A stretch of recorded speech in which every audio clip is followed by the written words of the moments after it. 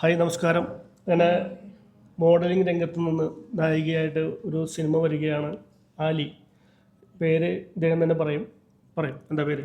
എൻ്റെ പേര് ഗോകുല എന്നാണ്. അപ്പം ഞാനും ഇതിലൊരു ക്യാരക്ടർ ചെയ്തിട്ടുണ്ട്. ആലിയിൽ ഒരു ഫാമിലി ഓറിയൻറ്റഡ് മൂവിയാണ്. അപ്പോൾ എല്ലാവരും ഓഗസ്റ്റ് 14 തിയേറ്ററിൽ പോയിട്ട് തന്നെ കാണണം. ഈ ഒരു മൂവിയുടെ ഒരു സക്സസ്സിന് നിങ്ങളുടെ ഒരു അനുഗ്രഹവും ആവശ്യമാണ്. സോ അപ്പോൾ എല്ലാവരും തിയേറ്ററിൽ പോയി തന്നെ കാണുക. ഇതൊരു ഫാമിലിയുടെ കഥ പറയുന്ന ഒരു സ്റ്റോറിയാണ്. അപ്പോൾ അതിൽ ഹീറോയിൻ്റെ ഒരു കസിനായിട്ടാണ് ഞാനും വരുന്നത്. അപ്പോൾ അവരുടെ ഫാമിലിയിലെ എന്ത് കാര്യത്തിലും ഞാനും ഉണ്ട്. ഇപ്പം അതിപ്പോൾ ഒരു വഴക്കായിക്കോട്ടെ, ഒരു സന്തോഷകരമായിട്ടുള്ള ഒരു നിമിഷം ആയിക്കോട്ടെ, ഒരു എമോഷൻ ആയിക്കോട്ടെ. അപ്പോൾ അങ്ങനെ ഒരു ചെറിയൊരു ക്യാരക്ടറാണ് ഞാനതിൽ ചെയ്തിരിക്കുന്നത്. അപ്പോൾ എല്ലാവരും കാണുന്ന കൂട്ടത്തിൽ നിങ്ങൾ എന്നെയും കാണും അതിൽ. അപ്പോൾ എല്ലാവരും തിയേറ്ററിൽ വന്ന് കണ്ട് ഞങ്ങളെ സപ്പോർട്ട് ചെയ്യുക. അതാണല്ലോ തീർച്ചയായിട്ടും ഒരു പ്രചോദകം. നമുക്കിനിയും കുറച്ച് മൂവീസ് എൻ്റെ ഭാഗമാകാൻ പറ്റുന്നത് ആക്ച്വലി നിങ്ങളുടെ സപ്പോർട്ട് തന്നെയാണ്. അപ്പോൾ തെറ്റുകൾ എല്ലാവർക്കും ഉണ്ടാവും. അപ്പോൾ ഞാൻ ഈ ഒരു മോഡലിംഗ് ഇൻഡസ്ട്രിയിൽ എനിക്ക് തോന്നുന്നു ഒരു 10 വർഷമായി. റാംബോക്ക് മോഡലാണ്.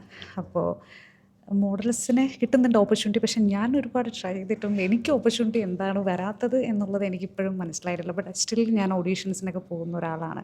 അപ്പോൾ ഈ ഒരു മൂവിയിൽ മാമിൻ്റെ കൂടെ ഒരു ശ്രീലങ്കൻ സുന്ദരി എന്ന് പറയുന്നൊരു മൂവിയാണ് മാമിൻ്റെ ഫസ്റ്റ് മൂവി. അപ്പോൾ അതിൽ മാം എന്നെ വിളിച്ചിട്ടുണ്ടായിരുന്നു.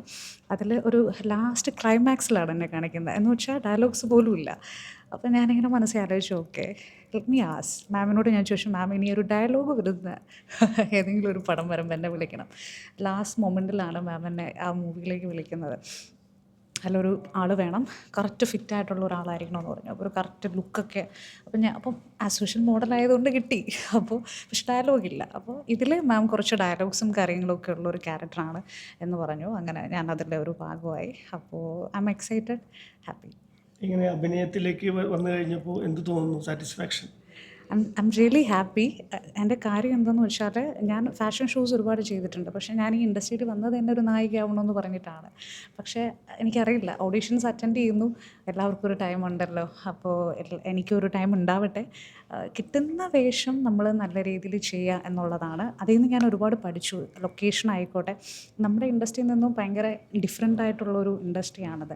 അപ്പോൾ ഇതിൽ വന്നപ്പോൾ കുറേ കാര്യങ്ങൾ എനിക്ക് പുതിയതായിരുന്നു.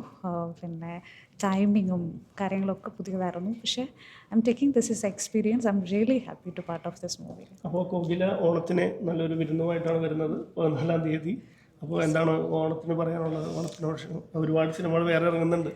നിവിൻ പോളിയുടെ ബെത്ലഹേം, ദുൽഖർ സൽമാൻ്റെ ഐ ആം ഗെയിം, പൃഥ്വിരാജിൻ്റെ ഈ പറയുന്ന ഖലീഫ, അവരോടൊക്കെയാണ് മത്സരിക്കാൻ പോകുന്നത്. ഒരു ഹെൽത്തി കോമ്പറ്റീഷനാണ്. എന്നാലും അതെ, എല്ലാവർക്കും by the way happy Onam. നമ്മുടെ മലയാളികളുടെ ഒരു ആവേശമാണ്, ആഘോഷമാണ് ഓണമെന്ന് പറയുന്നത്. അപ്പം അതിൽ ഡിഫറെൻറ്റ് കാറ്റഗറി ബഡ്ജറ്റ് മൂവീസ് വരുമ്പോൾ തീർച്ചയായിട്ടും ആളുകൾക്കും കൗതുകമായിരിക്കും കാണാൻ.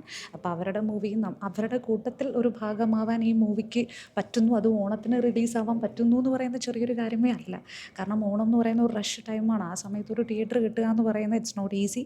അപ്പോൾ അതേ മൂവീസിനെ നിങ്ങൾ വരവേൽക്കുന്നത് പോലെ തന്നെ ഞങ്ങളുടെ ബഡ്ജറ്റും ഞങ്ങളുടെ മൂവിയും മനസ്സിലാക്കി അതിനും ഒരു 2-2.5 മണിക്കൂർ സ്പെൻഡ് ചെയ്യണമെന്ന് റിക്വസ്റ്റ് ചെയ്യുന്നു. അപ്പോൾ yes, I am also excited. മറ്റു പടങ്ങൾ നമുക്ക് പോയി കാണാം അല്ലേ? Thank you so much. Thank you. Bye guys. By.